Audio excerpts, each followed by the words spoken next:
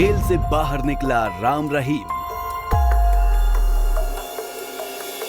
हाँ बिल्कुल हुई थी। 24 तारीख को पिछली को अपनी मदर से मिलने गए थे, वो हॉस्पिटलाइज थी। गुपचुप तरीके से बाबा को पैरोल।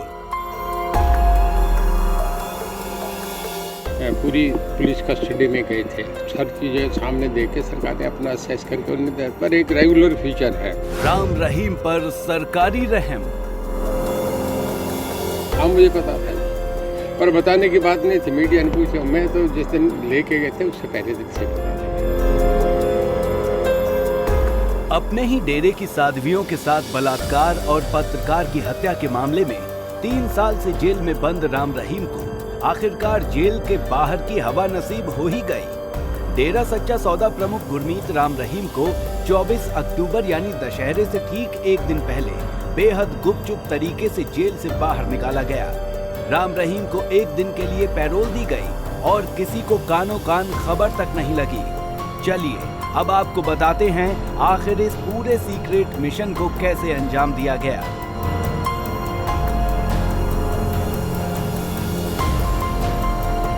चौबीस अक्टूबर की अल सुबह बलात्कारी राम रहीम को भारी सुरक्षा बंदोबस्त के बीच जेल से बाहर निकाला गया।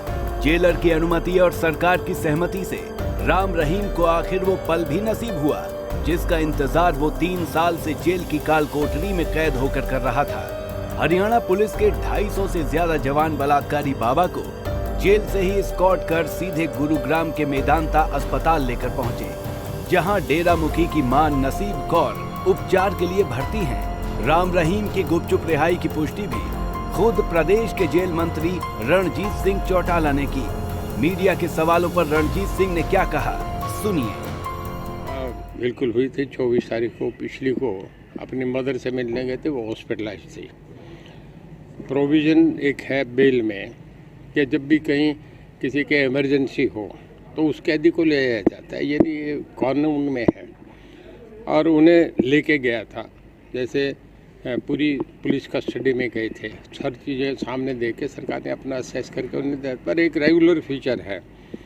बाबा जी के मामले में तो आपने पूछ लिया, कितने लोग जेलों से और जा रहे हैं, उस लॉ को हम कैसे चेक कर सकते हैं। अगर ज़्यादा समय के लिए होता, 10 दिन के लिए, 20 दिन के लिए, एक दिन से फालतू, एक दिन तो पुलिस का अधिकार है, जेल स्टूडेंट लिख सकता है, उसकी अपना प्रीव्यू है और उसमें ले जाके उन्हें मिलवा के लाया जा सकता है। पर अगर ज़्यादा समय के लिए हो तो फिर क्यों, कोर्ट मैटर भी था, स्टेट गवर्नमेंट का भी था, फिर दोनों से ही कंसल्ट किया। तो सुना आपने, 2017 में जिस राम रहीम को पंचकुला सीबीआई कोर्ट से सुनारियां जेल तक ले जाने में पुलिस प्रशासन को नाको चने चमाने पड़ गए, उस राम रहीम को किस आधार पर सीक्रेट तरीके से जेल से बाहर ले जाया गया और फिर वापस जेल में लाया गया। राम रहीम की चंद घंटों की रिहाई हो रही है, इसकी जानकारी उन पुलिस के जवानों को भी नहीं थी जो जेल से लेकर अस्पताल तक उसकी सुरक्षा में तैनात थे।